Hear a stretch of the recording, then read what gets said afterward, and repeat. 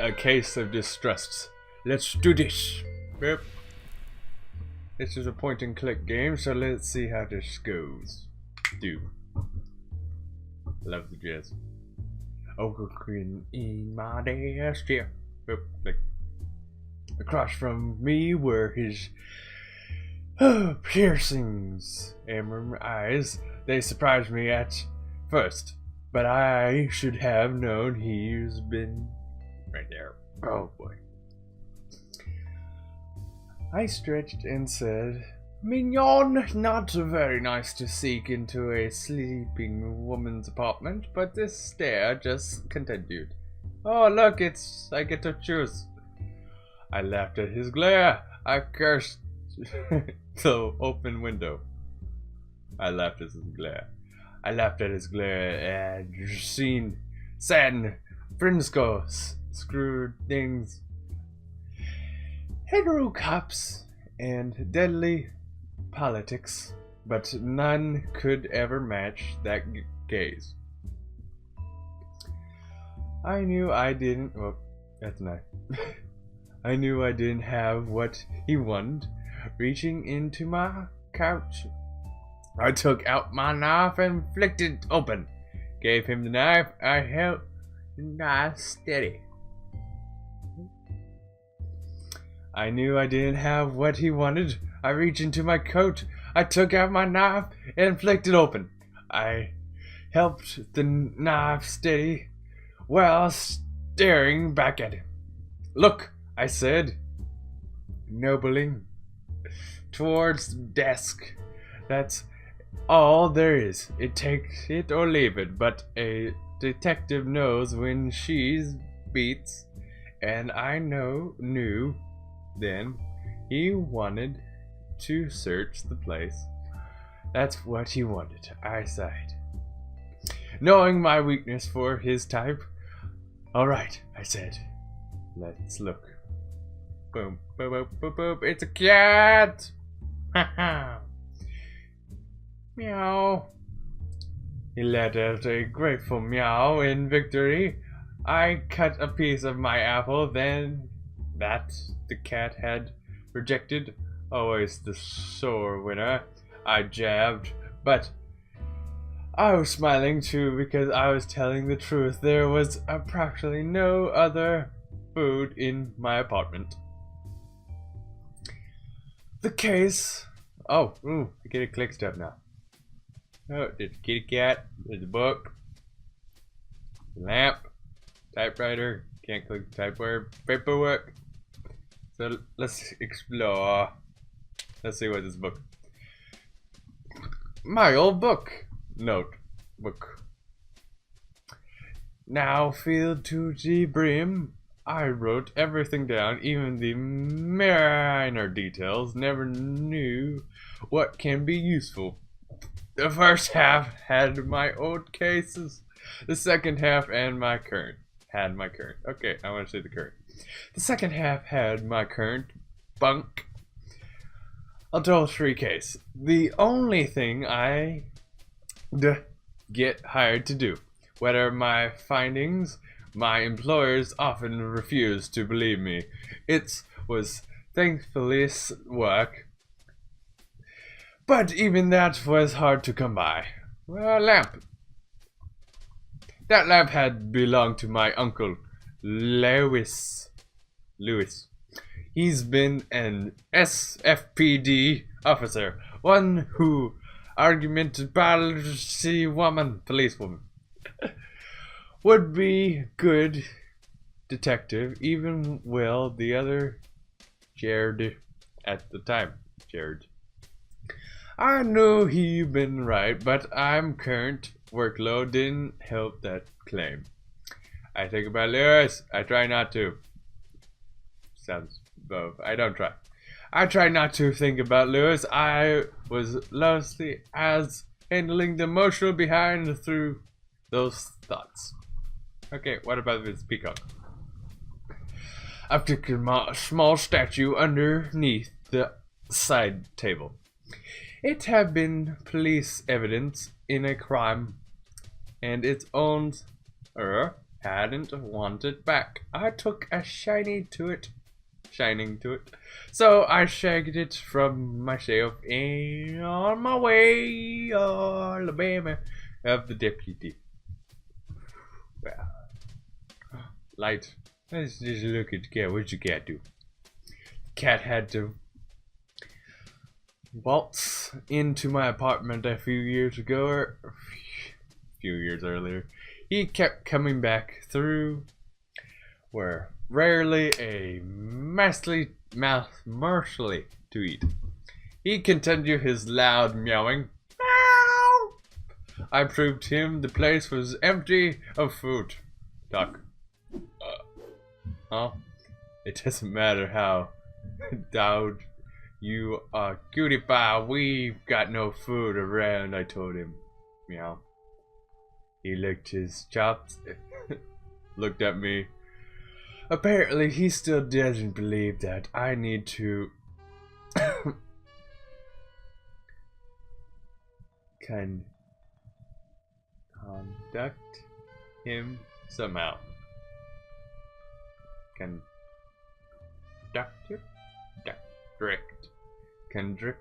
him somehow.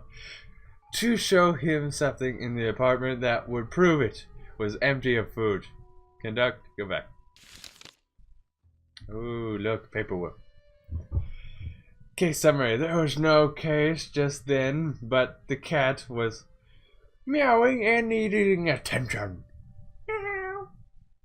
I had to contact the cat by first talking to him, then pointing to a piece of evidence in my notebook that proved the apartment was empty of food. So the cat, there's no food. Go. Evidence. Desk lamp. Statue. Notebook. Statements.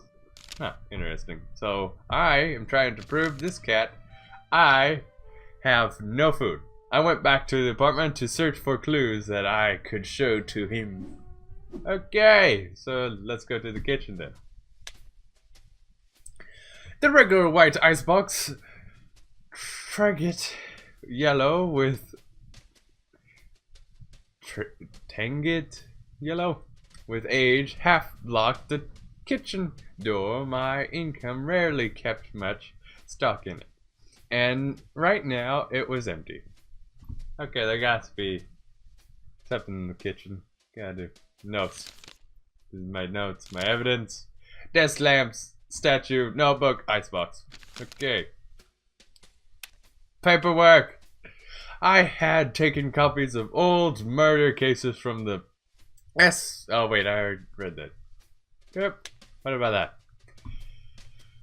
Packaged cigarettes were the latest trends, but I still prefer to roll my own.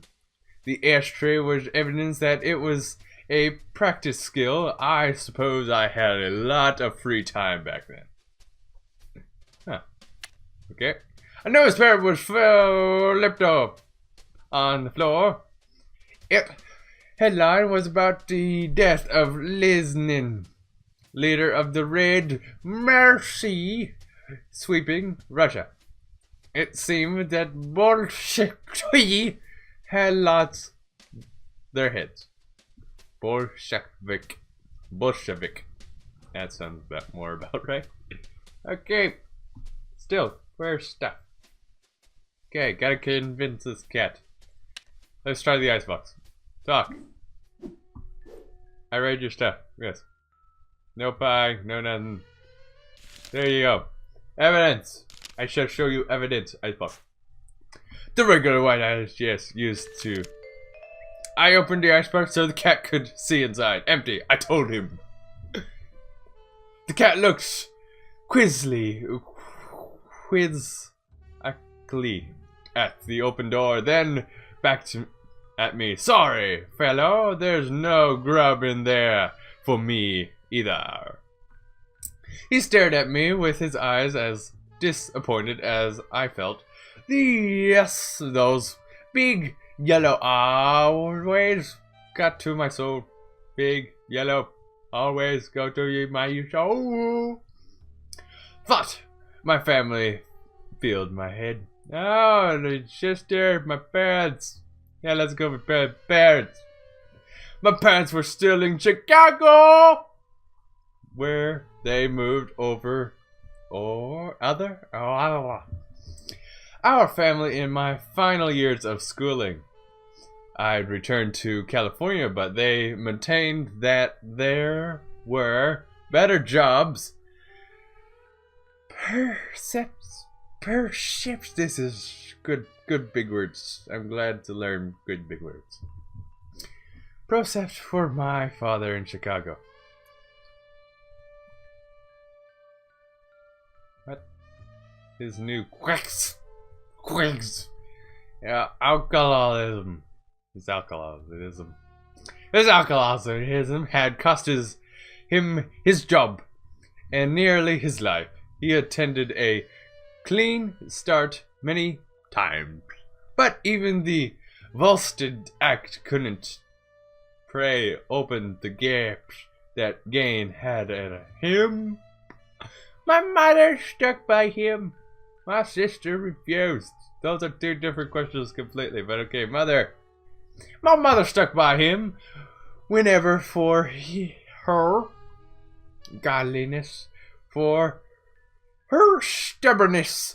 I always thought her beating only caused him to speak. Yes, but it was the only way she knew to love him. Most of their money come from my late grandmother trust. But those funds were barely a tickle. I often dreamed of saving enough to help them. My mind spiraled into the usual series of questions. Had I even impacted the movement? Had I made any change of security at all? Was my plotting career worth losing traditional happiness? What was the point in life I had chosen? A loud meow from the couch snapped my thoughts back into the moment. I took a deep breath and gazed back at him. A loud meow from the cat stepped my through back into the moment. I took a deep breath and gazed back at him. Guess you can scream now, I said. Nobody going to come knocking with your food for you, fellow. Oh, whoa, there's a knocking door. Where's the door? There's the door. Oh, whoa. In the door was the regrettably familiar face of Connor Green. I stared at him. In the door was the restageable familiar face of Connor Green. I stared at him. A hired hand for him needs a job done, but Green stitched whenever he was put in a sneezy working the beats. I remember that all too well. Remarkably, the underground had been blind to it, but the Green wasn't particularly obtuse. I was certain the criminal ranks would eventually plug him. Oh boy. He looked like me through the doorway with a tiny smile. Well, ain't you going to invite me inside? I let him through, I closed the door. I let him through. I let him through the door before closing it. Hey now, he said, looking at my apartment. You know this clutter might turn off some customers. Maybe not me, though. So, that was his angle, hiring me as a detective. I wonder what a bootlegger would need with a private eye. But he answered without my permit. I'll make this quick. I can take this to the hog house or the pigs would laugh at me out. And their dicks just aren't as tipping. His grin widened. Through this was gonna be quick. I said that, and I started rolling a cigarette.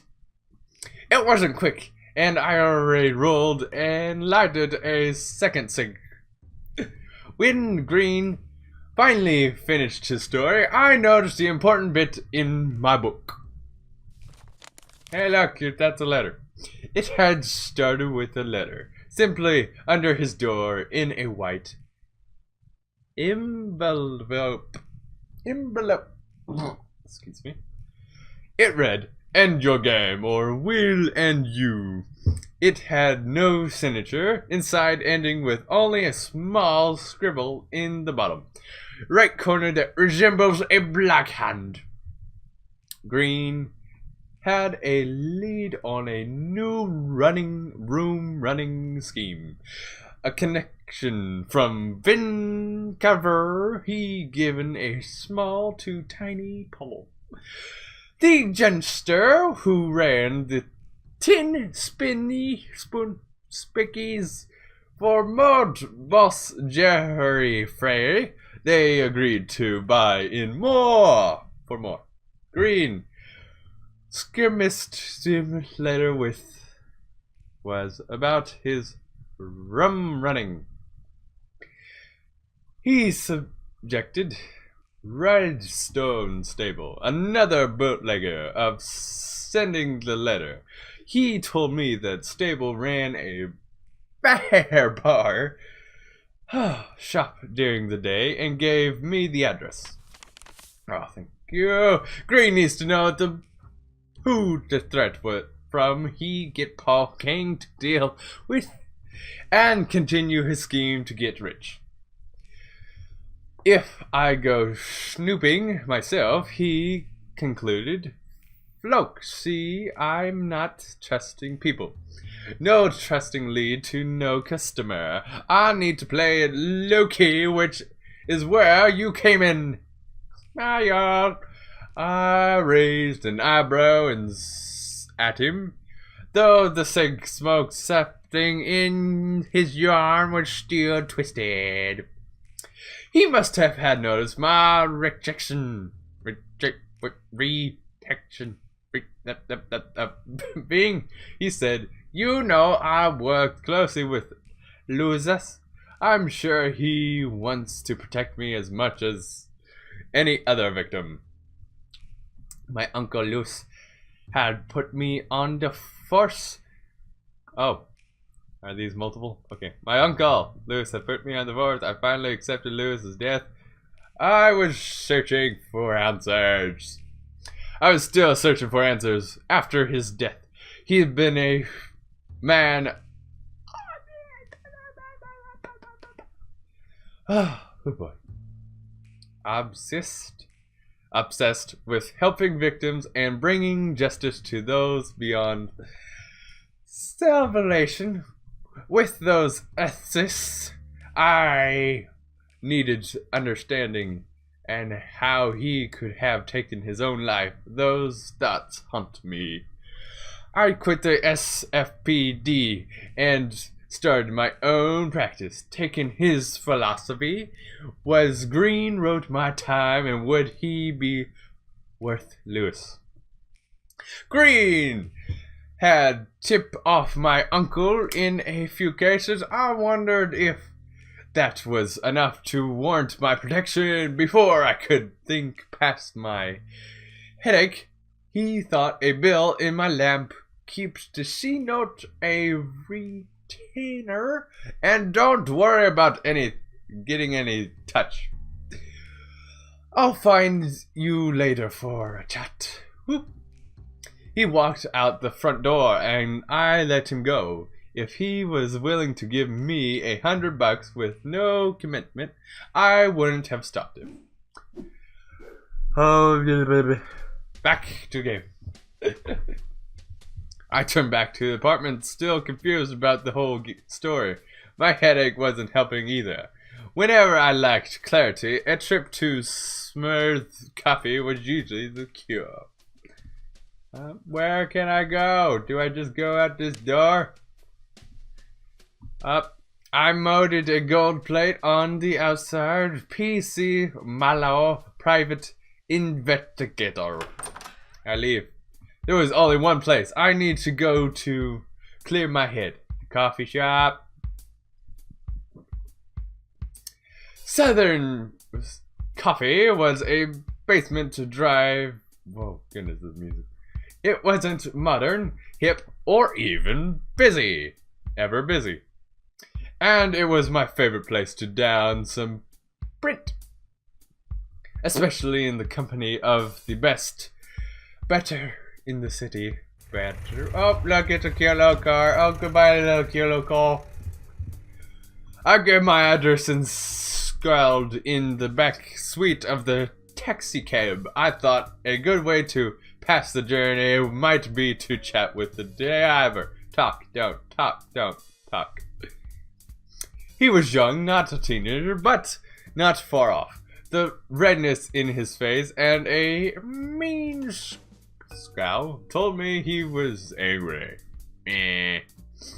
Don't much like driving taxi cabs, I offered. He looked quizzly at me, though the rare view before understanding what I meant. No, lady, I like it right enough. Just some buzz for you were in here was giving me hell, cause I like, oh, the boys' daughters going with the wind. Went off about how my generation was ruining America, the spang. But no, I don't know, Jack. It sounds like you know. I wasn't much interested. Sounds like you know. It sounds like you know more, I asked. I'm not genius, he replied, but you take to anyone from the last century, they'll tear off your ear for just being young. How would they get so high, I wonder, given the world in the 1890s, like a smooth running raster. Then they would bash it on every curve in slight their grid. There were the politics now they give in a rand clucker, and they're made mad at our minor when we grab the keys. I agree with him. The Great War was the hardest fought. At home and abroad, I said. The old man who put us there had some nerve. He replied honestly, and after this year they told us to get in line. It's a bum deal to me, sister. We're in the information age, and the news of the world is crap. They are just angry we can see the folly. The taxicab rolled to the stop. Anyhow, the driver said, thanks for letting me blow off steam. Have a nice day, miss. I opened the car door and stepped out. To coffee shop. Southern Coffee was a... whoa, the music stopped. The lone western was friendly to help with any inquiries. Of course, if you winked at her right, she show you the way to the downstairs toilet, where Frankie played bathroom attendants. Oh, I get to click on things now. Okay. Southern Coffee had the distinct feeling of home. The familiar smell of mold in that old basement was enough to put a grin on my face. Where's that? Franken had a bond with that old snicker.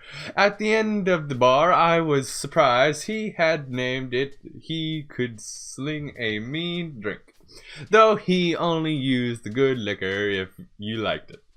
Frank liked me. Yep, I grabbed a wine bottle on the bar and extended the label.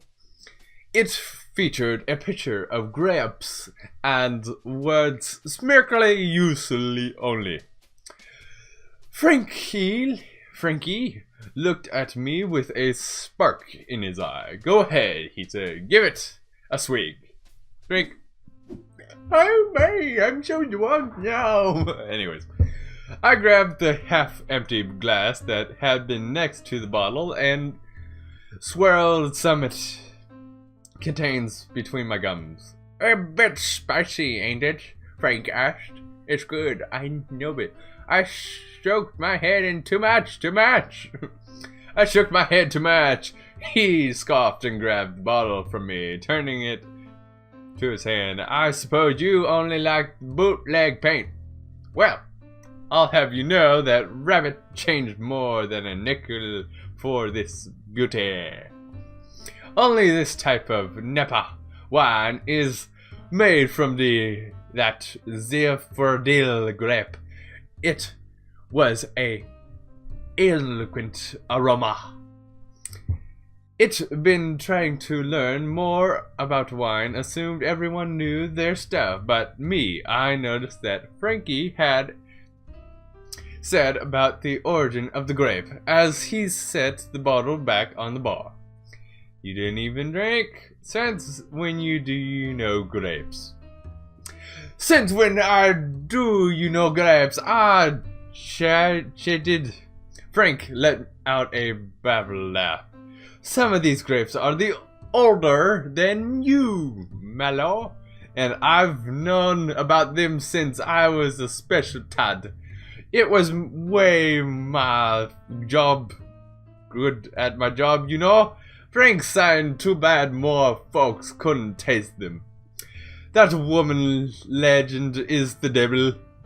The woman Christian tempts. Aren't you done with your sauce? Sure, he said. I'm dry now, but I'm not done sligging it. He grabbed a bottle and swirled it around his hand with a surprising depth. And I've no right to stop another's. He put the bottle down and took a breath and said in a calm tone, those women don't understand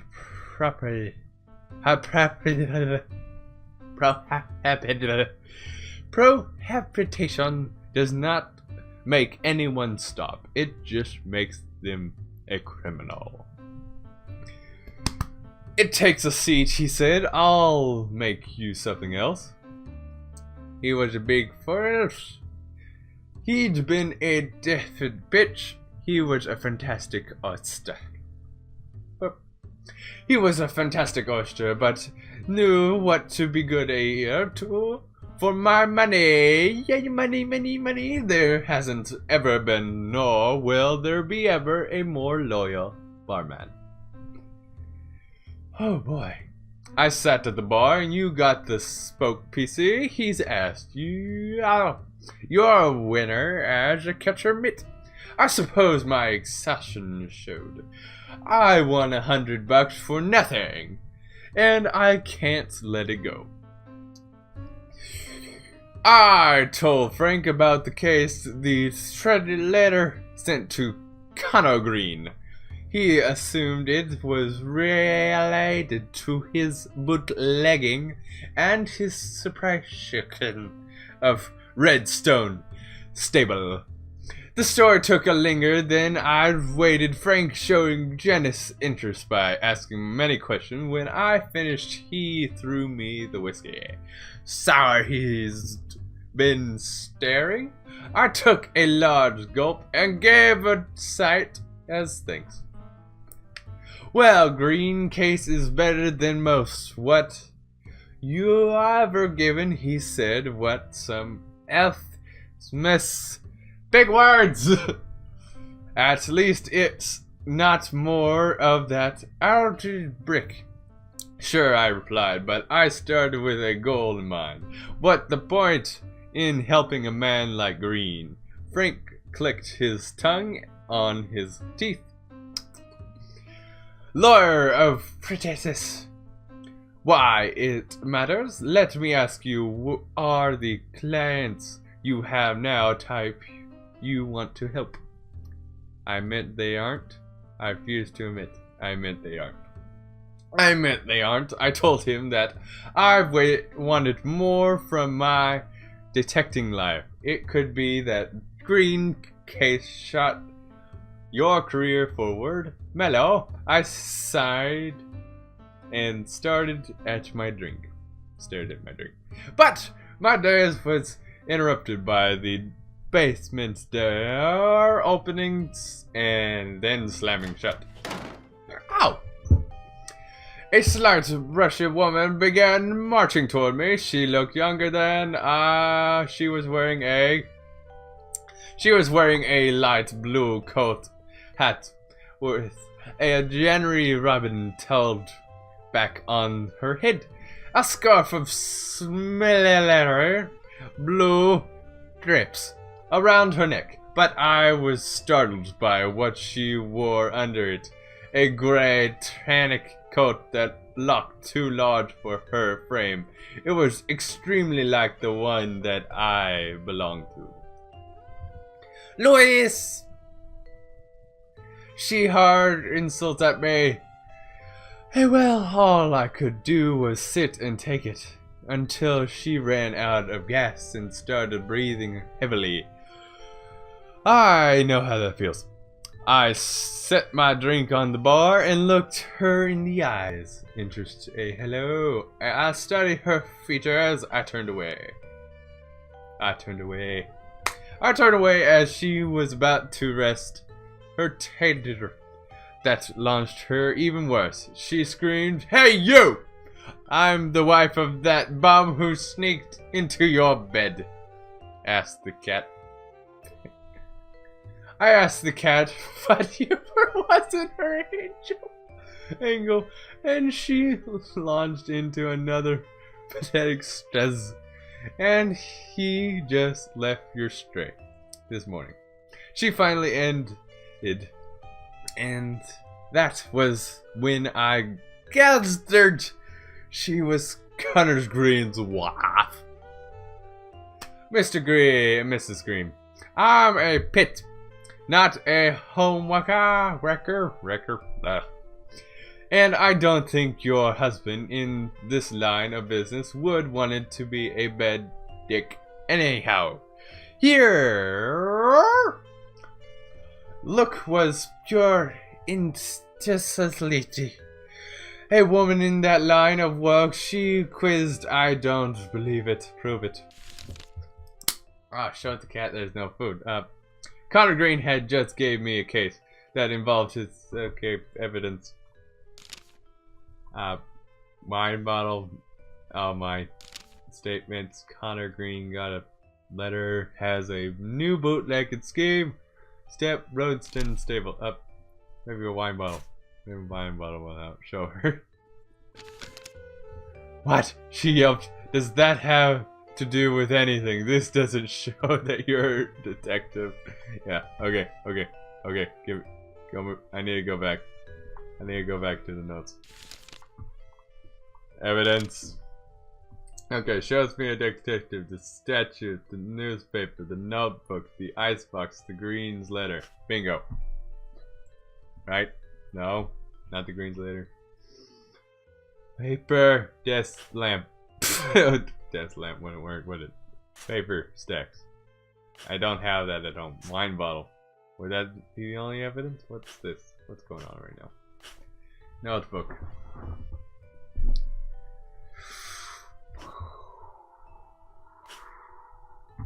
Statements.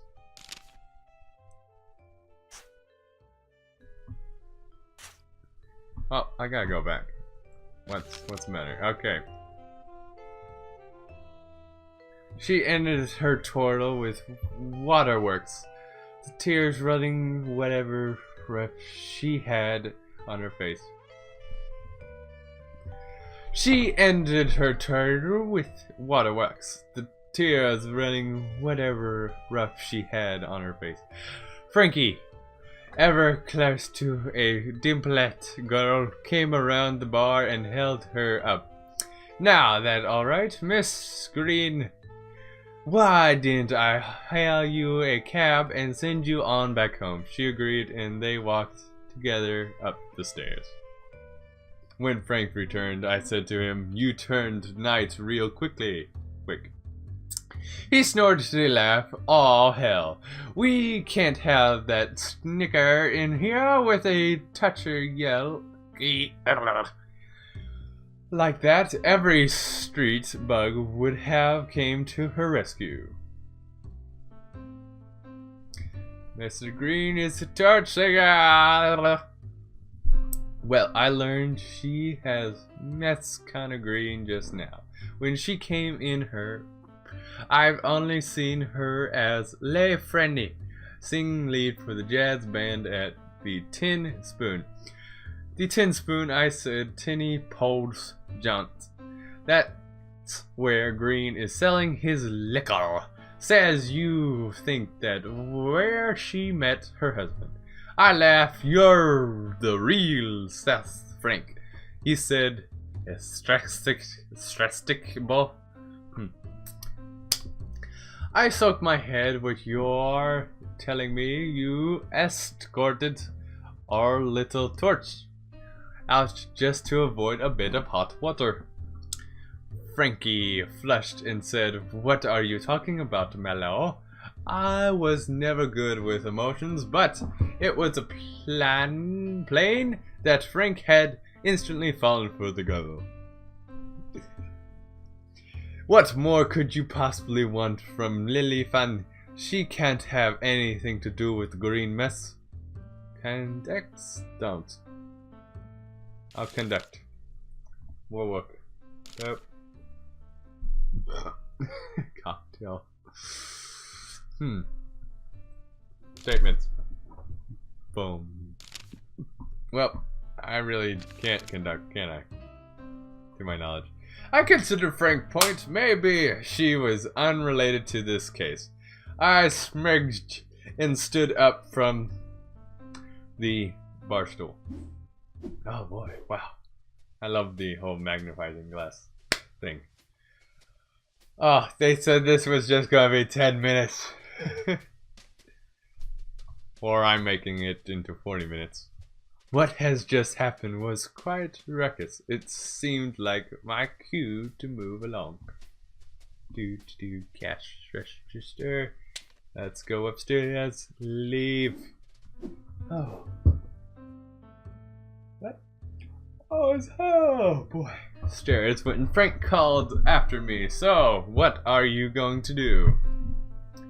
About Lily, about my parents. I'm more worried about parents. I've been thinking about my parents. A guilt struck me. My separation from them had been my choice. I've hated Chicago and abhorred their lives. I thought that if I could help them financially, I might about their sins. I sealed myself, I guess, till take Connor Green bait. I replied, I've got nothing better on the stove, and he might need the help. Something still sneaks through. Well, what's your plans? Frank asked. The way I see it, I have 3 goals right now. Oh, boom, boom, boom. Sorry, I just enjoyed the music. Green hired me for a job. Find the guy who wrote the letter, that the bass part, but you want more, asked Frank. I needed Green a shitty character. I have to learn about him. Who is this guy? Dig in his past. I can't go back to him blind. And then there's something about this bootlegging. How Green get a connection like that? What's his source exactly? Squeezing that lemon might give me more juice. Boom, and a boom, boom, and a boom. Still enjoying that. That sounds alright, he replied. So where is it you're off to? I've gotten their lead. That bootlegged stab who Green claims sent him the letter. The Tin Spoon laugh, where I might learn more about Greens running rum running scheme and Mr. Green, who could give me more dirt on her husband. Frank nodded his approval. Well, if you are ever stuck, come back and see me. You can never solve anything without taking it over. I smiled and went up the stairs. Boom, and boom. Boom, do, do, do. Okay, let's see here. I'm going to pause it right here. Let's see here. 41 minutes, goodness gracious. Oh, I haven't read that much in a long time. And speak it out that much. Love you guys. Thank you guys for watching. Hopefully the creator watched it. I enjoy reading.